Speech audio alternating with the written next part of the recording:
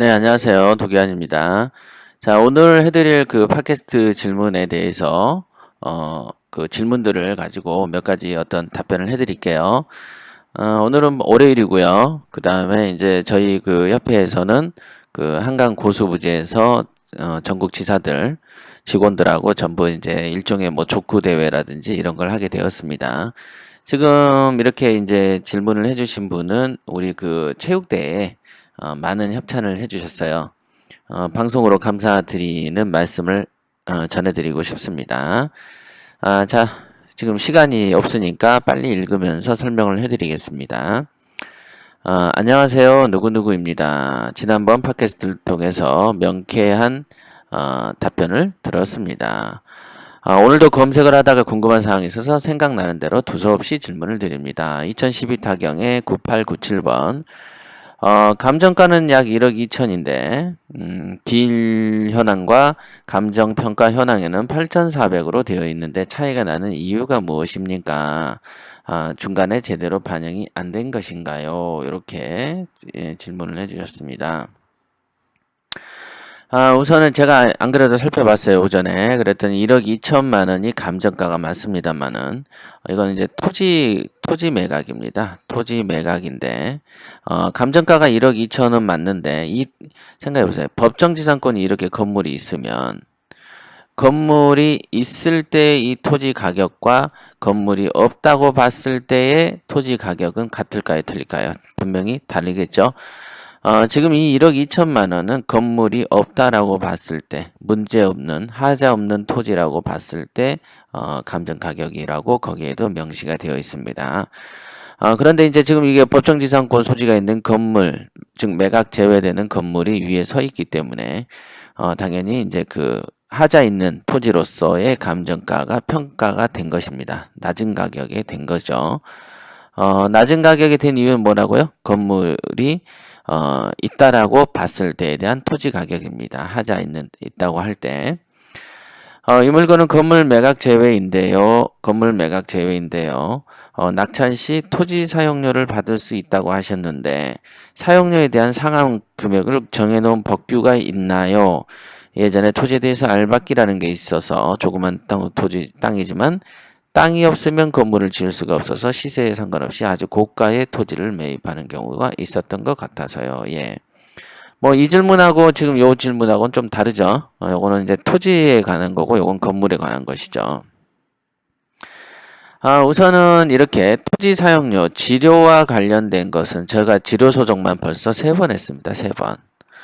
해보면 이 지료 소송은 지금 현재 우리나라에 문제점이 엄청나게 많습니다. 사법부에 엄청 문제가 있는데 이 지료 소송에 관해서는 제가 이제 그 다른 어떤 최고위 과정이나 이런 데서는 사례를 많이 구체적으로 들어줍니다만은 그 사례 설명만 해도 1시간씩 걸려요.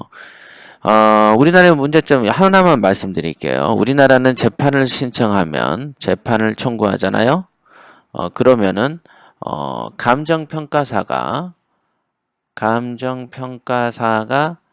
금액을 결정합니다. 그러면 판사는 그대로 읽습니다. 판사가 지료소송에 있어서 어떤 결정적인 영향을 아무것도 하지 않습니다. 그냥 감정평가사가 모든 걸 다 처리하죠. 그럼 이 감정평가사는 뭘 가지고 얘기하는가? 국유재산법을 가지고 얘기합니다. 국유재산법. 국가의 재산을 개인에게 임대를 해줄 때 관련된 이제 그 비율표가 있지 않겠어요? 사용료. 그걸 가져다가 우리들의 사유재산에 갖다가 평가하는 것이죠. 생각해 보세요. 국유재산법으로 사유재산을 평가한다. 좀 틀리죠? 동물에 관한 법으로 인간의 법을 규율한다. 그렇죠? 또는 자동차에 관련된 법률로 건물을 규율하는 것처럼 심각한 오류죠. 요 얘기를 가지고 제가 이제 고등법원까지 얘기를 갔었습니다만 고등법원 판사도 왜 사유재산의 국유재산을 법을 준용하는가에 대한 질문에 또는 그 주장에 대해서 어떠한 논평도 한마디 하지 않습니다. 왜? 모르니까. 그렇죠. 이렇게 심각합니다. 그냥 그런갑다 하시면 돼요. 그런갑다 이렇게 하시면 되고 그래서 사실은 제가 대법원까지 갈까 하다가 그냥 포기했어요. 가봤자 똑같은 짓이니까. 어차피 헌법재판소까지 가야 뭔가 나올 것 같더라고요. 자, 그리고 건물과 토지를 일괄 매각하는 것이 여러 가지로 깔끔한데 왜 토지만 매각하는가? 예. 여기 보시면은 토지만 매각하는 이유는요. 지금 이 건 같은 경우에 채무자와 소유자가 다르더군요. 즉, 여긴 채무자가 다르고 소유자가 다른데, 여기 소유자가 토지만 담보로 제공했습니다. 토지만 담보로 제공된 사례이기 때문에 당연히 토지만 매각이 되는 것이죠. 자, 2012 타경 1326번. 물건 종변은 전으로 되는데 주택을 지을 수 있나요? 지을 수 있습니다. 그런 걸 가지고 뭐냐, 현황상 대지 이렇게 하죠. 현황 대지. 현황대 이렇게 표현을 합니다. 그죠? 공부상전 현황대.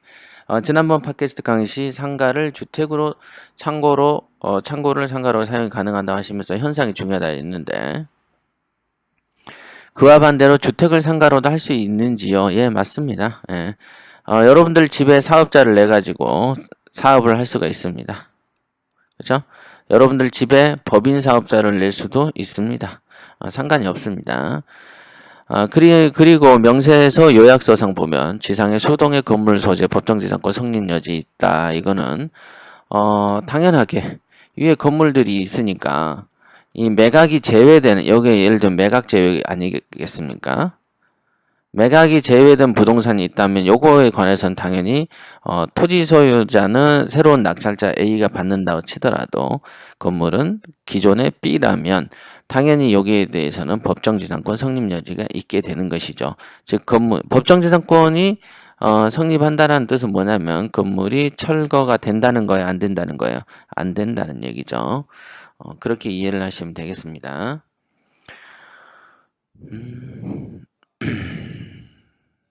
자, 3번 읽어보겠습니다. 채권 총액이 1억 4천만 원인데 경매 토지 감정가가 4,600밖에 안 되네요. 예. 요거는 채권 총액이 요건데 토지 감정이, 그러니까 즉 담보가 요거밖에 안 된다는 얘기예요. 근저 당시 이렇게 많은 대출을 받을 수 있는 이유는 무엇이고 또 다른 담보대출로 대출을 받고 매매를 한 것인지요. 예, 이건을 보니까 대부분은 이제 이렇게 터무니없이 이제 대출이 많은 경우에는 통상 공담이 걸린 경우가 있습니다. 공동담보가 걸린 경우가 좀 있습니다. 공동담보. 그래서 기존에는 공동담보가 걸렸었던 것 같은데 그 뒤로 근저당권이 소멸하면서 공담이 풀렸어요.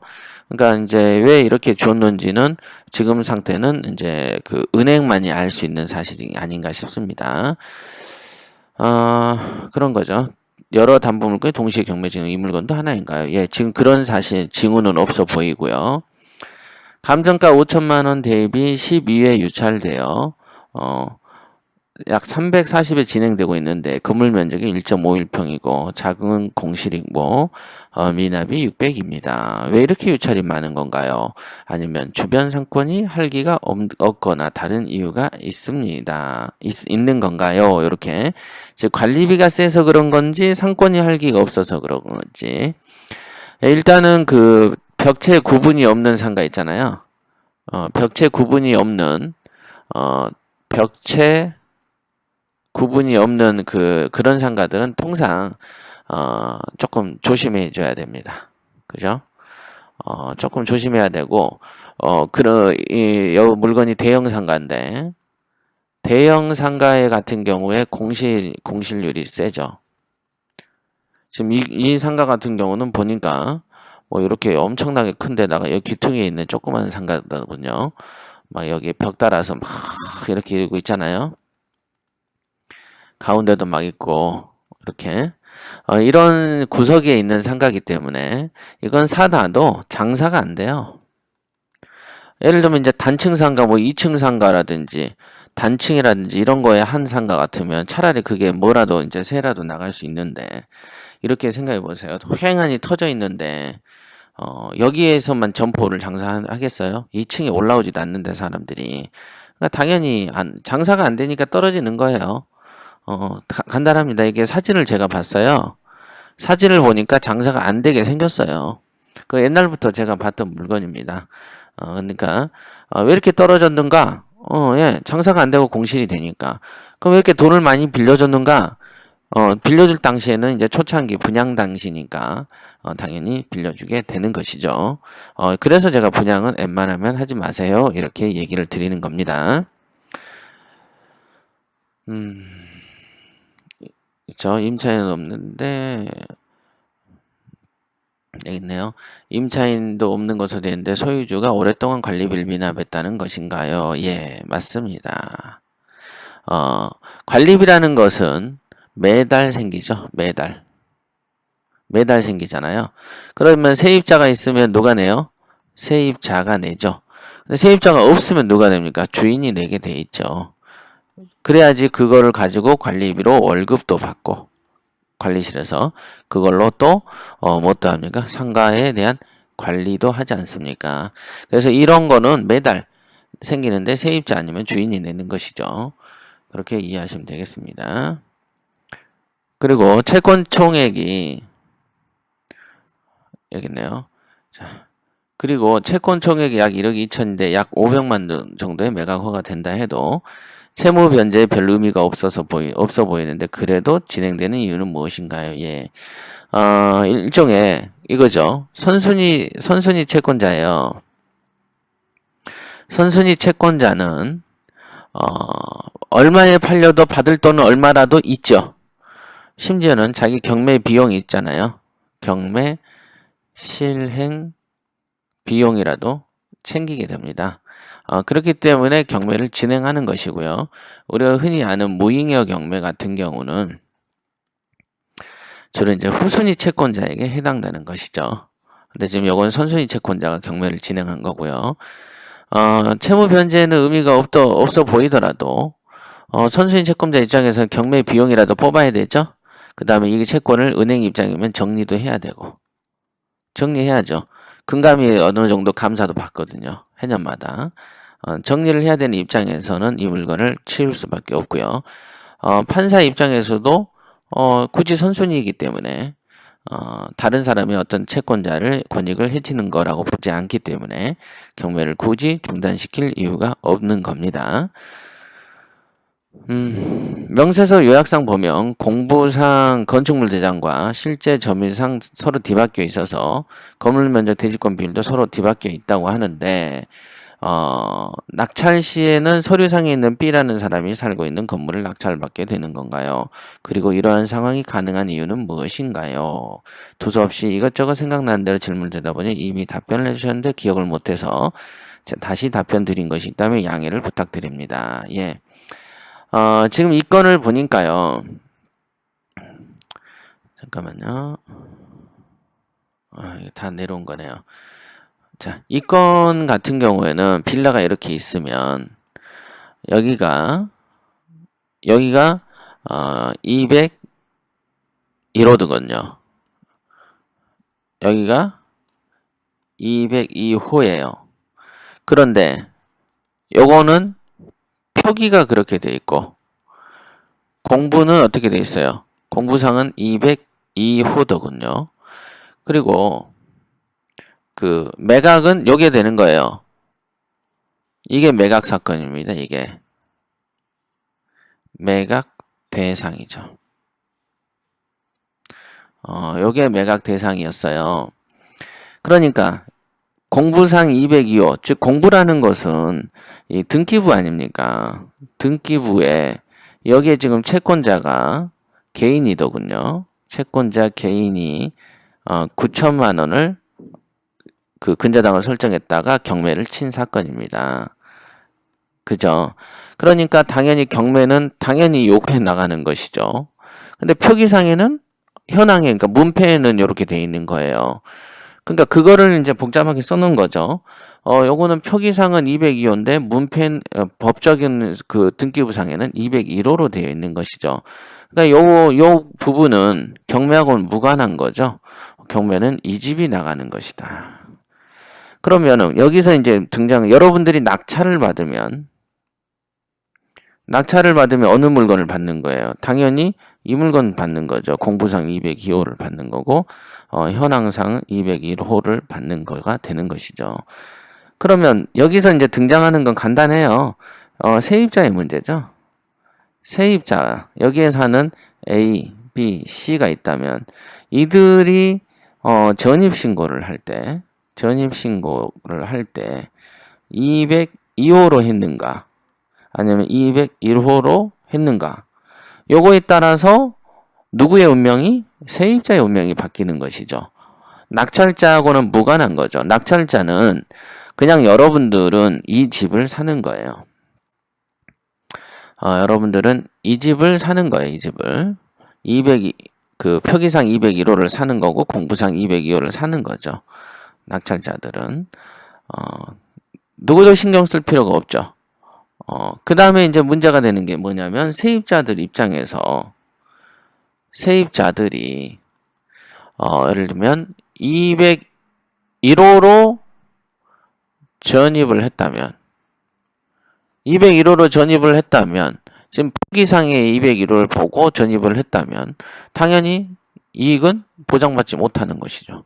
손해를 보는 거고, 표기상 202호로 전입을 했다면 당연히 보호 받는 것이죠. 되게 간단해요. 하여간 우리가 낙찰자랑은 관계가 없다라고 보시면 되겠습니다. 자, 오늘은 여기까지 할게요. 좋은 질문 감사드리고요. 오늘 협찬 물품 잘 쓰겠습니다.